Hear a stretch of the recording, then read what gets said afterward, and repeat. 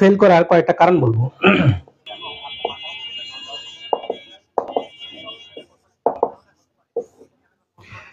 এক, model test না পড়া। মডেল টেস্ট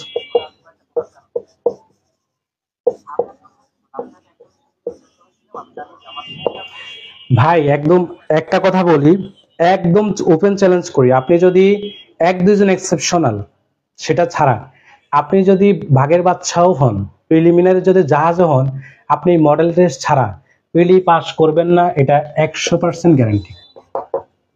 41তম বিসিএস এ আমি, আপনারা বিশ্বাস করুন কিনা জানি না, যে আমার রুমমেট সে জানে আমি 36 দিন ঘর থেকে বাইরে হই নাই, টোটালি বের হই নাই, কিন্তু আমি এক্সাম হলে গিয়ে সব এলোমেলো করে ফেলছি। কারণ তখন আমি একদম প্রথম বিসিএস দিচ্ছিলাম, তারপর হচ্ছে আমার গ্রুপ আপনাদেরকে নিয়ে কাজ করতেছিলাম, কিন্তু আমার শেষ দিকে এগুলো করতে করতে আমার মল টেস্ট দেওয়ার সুযোগ হয়নি। এক্সাম হলে গিয়ে আমি যে ভুলগুলো করছি এবং আমার প্রশ্ন এলোমেলো হয়ে গেছে, মানে প্রশ্নটা পড়ে গেছে মাঝখানে, পড়ে অনেক কাহিনী, এটা আমি আমার গ্রুপে একদম ডিটেলস পোস্ট করেছিলাম। আপনি যদি মডেল টেস্ট না দেন, আমি আবারও বলছি, মডেল টেস্ট যদি না দেন, এক দুইজন এক্সেপশনাল ছাড়া প্রিলিমিনারি জীবনে পাস করবেন না, 100% গ্যারান্টি। এটা আপনাকে দিতেই হবে। এটা আপনি কোনো অনলাইন প্ল্যাটফর্মে দেন, কোনো বইতে দেন, আমাদের সাথে থেকে দেন, যেখানেই হোক আপনাকে মডেল টেস্ট দিতে হবে, মাস্ট বি। আপনি কমপক্ষে 10 থেকে 15 কিংবা 20টা 200 মার্কের মডেল টেস্ট দিবেন। 200 মার্কের মডেল টেস্ট দিবেন, অথবা মানে মডেল টেস্ট দিতে হবে। এর কারণটা কি? এর কারণ হচ্ছে আপনি যে এক্সাম হলে যে মানে ইয়াটা পাবেন, নতুন নতুন কোশ্চেন ফেস করবেন আপনার। ভাই রিটেনে আপনি একটা ভুল করলে আরেকটাতে কভার করা যায়, কিন্তু প্রিলিতে 2 ঘন্টার খেলাতে যারা পারবে না বা সাইকোলজিক্যাল হেরে যায় যারা, তারা কিন্তু শেষ, তারা কিন্তু শেষ। সুতরাং আপনি মডেল টেস্ট ছাড়া জীবনে পাস করবেন না। আপনি এখান থেকে এই মডেল টেস্ট থেকে আপনি কোনো বই থেকে মডেল টেস্ট দিতে পারেন, অ্যাপসে দিতে পারেন, আমাদের সাথে দিতে পারেন।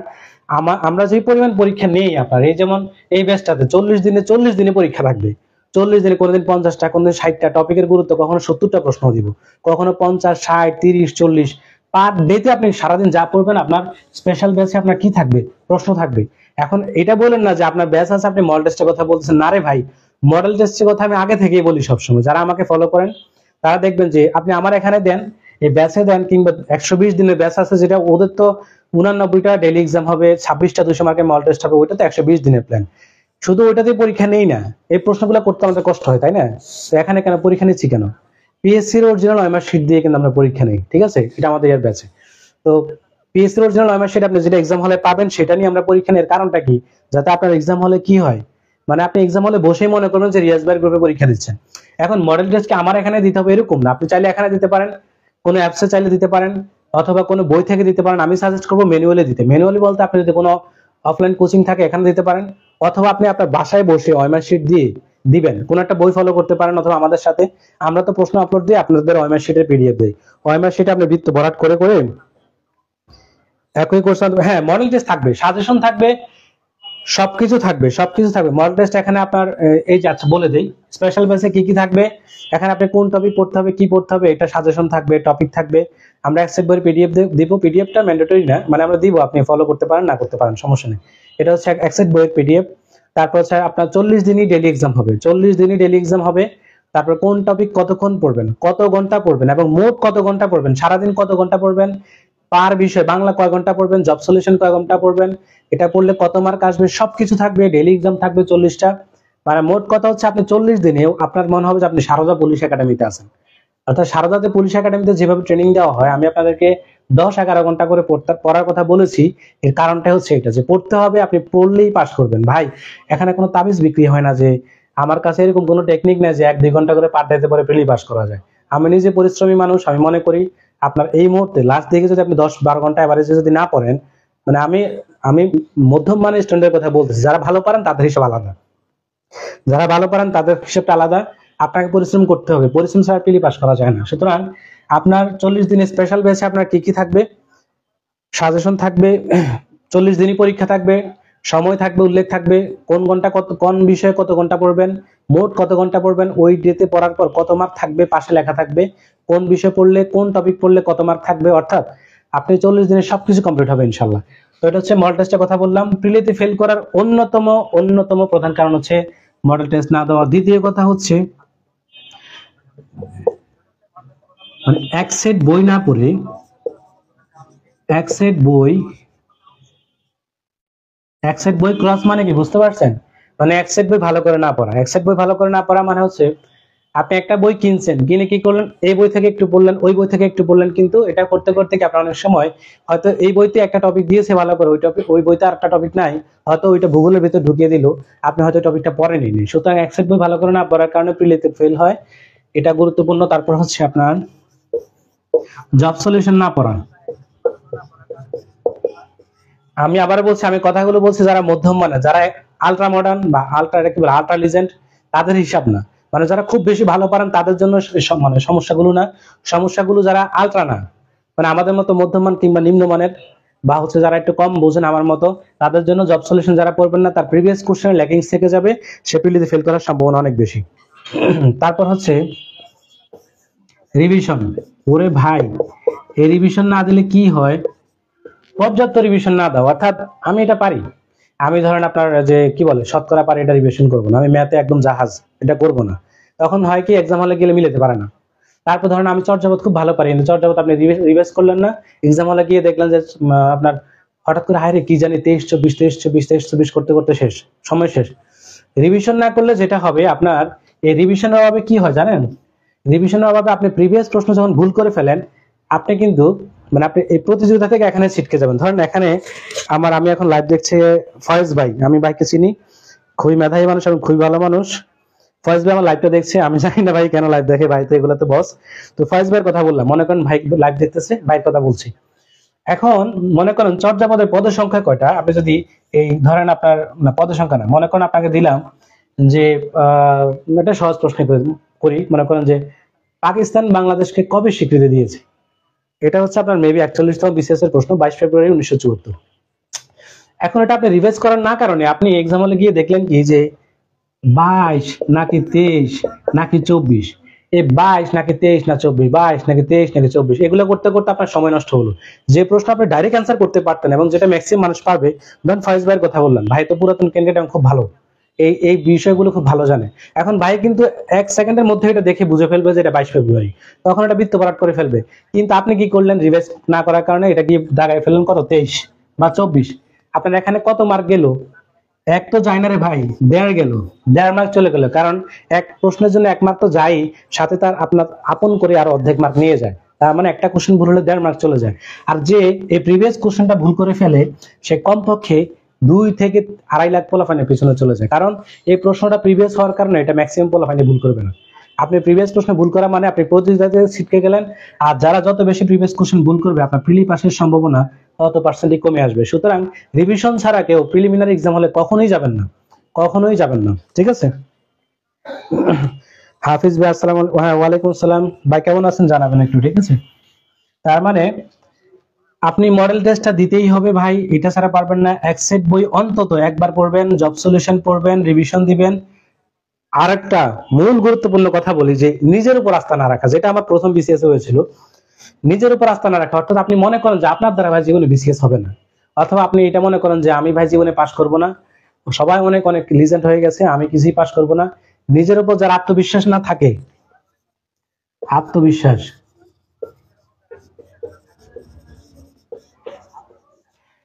রিলিজ আপনি সব রিভাইজ করলেন, রিয়াজ ভাই স্পেশাল ব্যাচেও ছিলেন, এখানেও ছিলেন, মডেল টেস্টও দিলেন, কিন্তু আত্মবিশ্বাসটা নাই।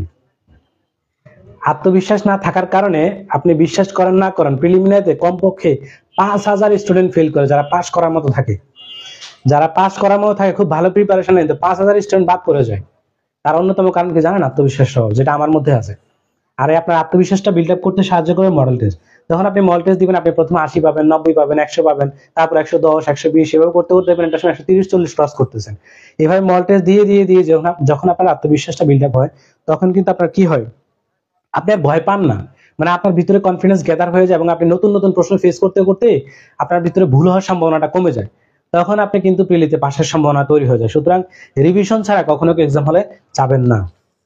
এই আত্মবিশ্বাসের 2 রকম আছে, একটা হচ্ছে অতিরিক্ত আত্মবিশ্বাস, কোনো কিছু না পড়ে আমি একদম উড়ে ফেলবো, কাফাই ফেলবো সবকিছু, যেটা আমার এবার রিটেন হয়েছিল 45তমতে। আমি একটা বিষয় খুব ভালো পারতাম, ওই দিন এক্সাম হলে টিচারে ভুল করে ঝামেলা করে ফেলছে, আমি না বলি তো, এই টিচারের ভুলের কারণে আমি শেষ, 45 আমি শেষ, কিন্তু আমি এটা খুব ভালো পারতাম, আমার ওই বিষয়টাই ভুল হয়েছে শুধু অতিরিক্ত আত্মবিশ্বাসের কারণে। সুতরাং আত্মবিশ্বাস বেশিও ভালো না, আত্মবিশ্বাস কমও ভালো না, ঠিক মধ্যম পন্থা। ইকসেদ ফি মাসিক অগদুদ বিন সাউতিক, আরবি একটা প্রবাদ আছে এরকম যে চলার পথে মধ্যম পন্থা অবলম্বন করাটা খুব ভালো। সুতরাং মধ্যম পন্থা অবলম্বন করবেন, রিভিশন দিবেন। এই রিভিশন দিবেন কয়টা গেল? Model test. আচ্ছা, এবার হচ্ছে সাম্প্রতিক। এক হচ্ছে সাম্প্রতিক একদম না পড়া, অথবা সাম্প্রতিক বেশি পড়তে গিয়ে মাথার মধ্যে প্রেশারাইজড করে ফেলা। সুতরাং আপনার প্রিলি ফেলের অন্যতম কারণ হচ্ছে সাম্প্রতিক একদম না পড়া, এটাও একটা জিনিস। আবার সাম্প্রতিক পড়তে গিয়ে দুনিয়ার সবকিছু রেখে মানে এটা নিয়ে পড়ে থাকা, এটাও একটা কারণ। সুতরাং অতিরিক্ত বেশি সাম্প্রতিক পড়তে গেলেও বা না পড়লেও এটা ফেলের অন্যতম একটা কারণ হয়ে দেওয়া। আপনার ভিতরে মাথার ভিতরে কাজ করে, আল্লাহ রে মানে সাম্প্রতিক যদি না পড়লে আমি ফেল করি, অথবা বেশি পড়ছেন যে সাম্প্রতিক দিয়ে খেলে দিব, কিন্তু ম্যাথ করলেন না বা ইংলিশ পড়লেন না। সুতরাং এই জিনিসটা সাম্প্রতিকটা কি, এটাও একটা অন্যতম কারণ।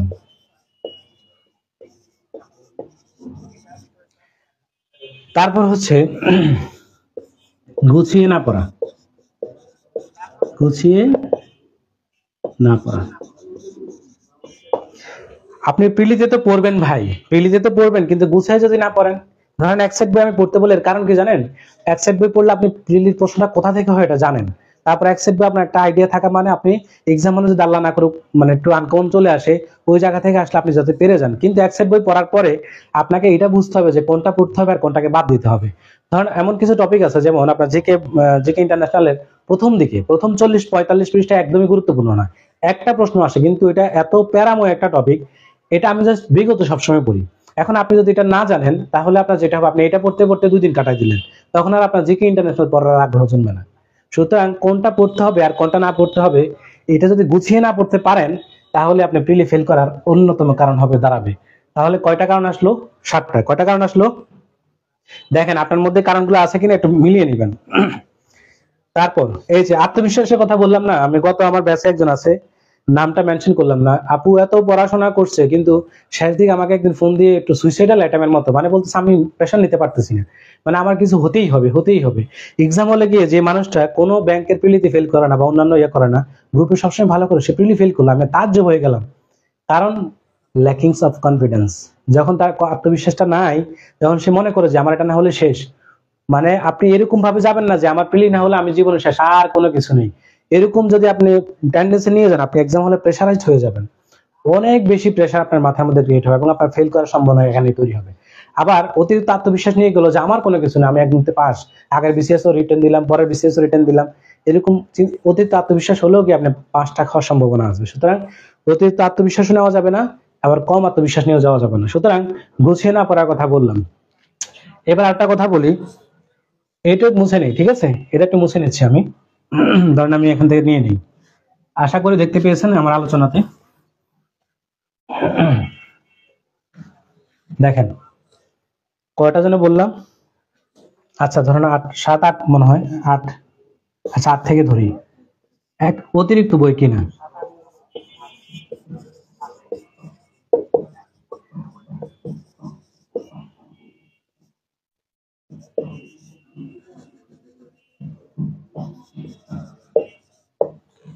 আপনারা কি করেন জানেন, আমি আপনাদের যেটা দেখেছি ভিন্ন গ্রুপে, ভাই এই বইটা কখন আসবে, ওই বইটা কখন আসবে, শুধু নতুন এডিশন, শুধু নতুন নতুন এডিশন। আপনারা বিশ্বাস করেন না করেন, আমি প্রথম বিসিএস এর বই দিয়ে এখনো বিসিএস দিচ্ছি, এই বিসিএসটা দিব। 41 প্রথম বিসিএস ছিল, ওটা থেকে দিলাম এবং ওই পুরাতন বইটা দিয়ে এখন দিচ্ছি। আপনি যে বইটা একবার পড়ছেন, এটা তো আপনার দাগানো আছে, আপনার একটা মার্কিং করা আছে। সুতরাং আপনি কি করেন, প্রতি এডিশনে একটা একটা করে বই কেনেন, যার কারণে আপনার কোনো বই ভালো করে পড়া হয় না। এই অতিরিক্ত বই কিনাও না, ভালো করে না পড়ে অতিরিক্ত বই কিনাও প্রিলি ফেল করার অন্যতম একটা কারণ। সুতরাং আপনার এই যদি অতিরিক্ত বই কেনার হ্যাবিট থাকে, মানে একটা যদি ভালো করে পড়েন, মানে একটা বই ভালো করে পড়ে যদি আরেকটা কেনেন সমস্যা নেই, ওকে পড়েন, কিন্তু একটা বই ভালো করে না পড়ে আরেকটা কিন্তু কিনলে আপনার যে সমস্যাটা হয়, এটার অন্যতম কারণ প্রিলি ফেলের কারণ। কারণ আপনি কোনোটাই ভালো করে পড়েন না, শেষে কিন্তু কি হয়ে যায়, আপনি আলটিমেট ওই ফেলিওরদের কাতারে চলে যান। তাহলে আমরা কি কি আচ্ছা হ্যাঁ, এবার হচ্ছে ধারাবাহিকতা না থাকা।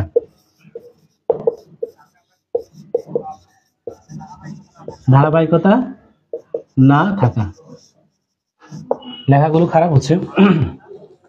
আপনারা কি করেন, প্রিলি আসলে যেটা হয়, একদম টানা 1 মাস পুরাই ফেলেন, মানে সবকিছু পড়ে ফেলেন, যা আজকে এবার যা কিছু আছে তৃতীয় বিশ্বযুদ্ধ আমি ঘটাই ফেলবো। কিন্তু যখন আস্তে আস্তে আস্তে কদিন পর আপনার কি হয়, ধুর পড়তে ভালো লাগে না, মানে অতিরিক্ত এত বেশি পড়তে যাওয়া, এরপরে কি আর নাই পড়া। অর্থাৎ কিন্তু এরকম বিষয়টা এরকম যে আপনি ধরেন আজকে 15 ঘন্টা পড়লেন, কালকে 1 ঘন্টা পড়লেন, পরের দিন পড়লেন না, তখন 3 দিনে গিয়ে 3 5 15 5 ঘন্টা গড়ে পড়লো কত ঘন্টা? 5 ঘন্টা। কিন্তু যে ছেলেটা আজকে 6 ঘন্টা পড়লো, কালকে 6 ঘন্টা পড়লো, পরশু 6 ঘন্টা পড়লো, সে কিন্তু পড়লো 18 ঘন্টা। সুতরাং পড়াটাকে টাইমের মধ্যে মানে লিমিটেশন করেন এটা বলবো না, আবার টাইমটা না বুঝেও পড়াটাও ঠিক না। কারণ টাইম সেট আপ থাকে অনেক, যারা যত জীবনে বেশি ক্যালকুলেটিভ বা টাইম মেনটেন করে চলে তাদেরকে আমরা কি বলি? ডিসিপ্লিন মানুষ বলি, তাই না? সুতরাং সময় হিসেব করে যেমন পড়বেন, ধারাবাহিক থাকবেন। ধারাবাহিক যদি না পড়েন আপনার যেটা হয়, কারণ আমি কি করলাম, রিটেন পড়ে এসে আমি কি করছি, আমি একদিনও রেস্ট নেইনি। তার কারণ কি, আমি জানি আমার এত শরীর ক্লান্ত, যদি আমি এখন পড়তে বসে মানে না পড়ি, আমাকে এত বেশি আলসেমি ধরবে, আমি এই স্পিডটা চালু করতে আমার আর 10 দিন সময় লাগবে। সুতরাং চলমান যে ধারাবাহিকতার যে ইয়েটা থাকে, সেটা হচ্ছে আপনার পড়া খুব দ্রুত ক্যাপচার করা যায়, যার কারণে ধারাবাহিক পড়বেন। কখনো আজকে 5 ঘন্টা, কালকে 6 ঘন্টা। যেমন প্রিলিড ডেট পিছানোর পরে কি হলো জানেন? অনেকে কি করবে, অনেকে এইভাবে ল্যাপ মোড দিয়ে এভাবে ঘুমিয়ে যাবে। তারপর কি করবে, এই যে একটু দাওয়াটা খেয়ে আসে, একটু সেন্ট মার্টিন থেকে ঘুরে আসি, তারপর হচ্ছে আপনার কি যেন ঝাপলং থেকে ঘুরে আসি। এই করতে করতে আপনার আলটিমেট পড়ার সময় পাবেন না। সুতরাং যাদের মধ্যে এই ধারাবাহিকতা না থাকে, তারা কিন্তু প্রিলিতে ফেল করার একটা কারণ ধরে নিতে পারেন। তারপর মোবাইল,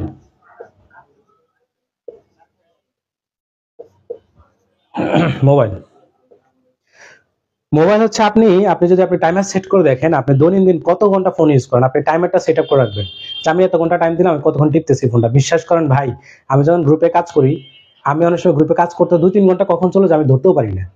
তো এই জন্য আপনি মোবাইলটা যদি আপনি প্রচুর পরিমাণ ব্যবহার করেন, প্রচুর পরিমাণ মুভি বা আপনার ইউটিউবে এডিক্টেড থাকেন বা ফেসবুকে এডিক্টেড থাকেন, তখন আপনার কিন্তু পড়াটা জীবনে মাথায় ঢুকবে না।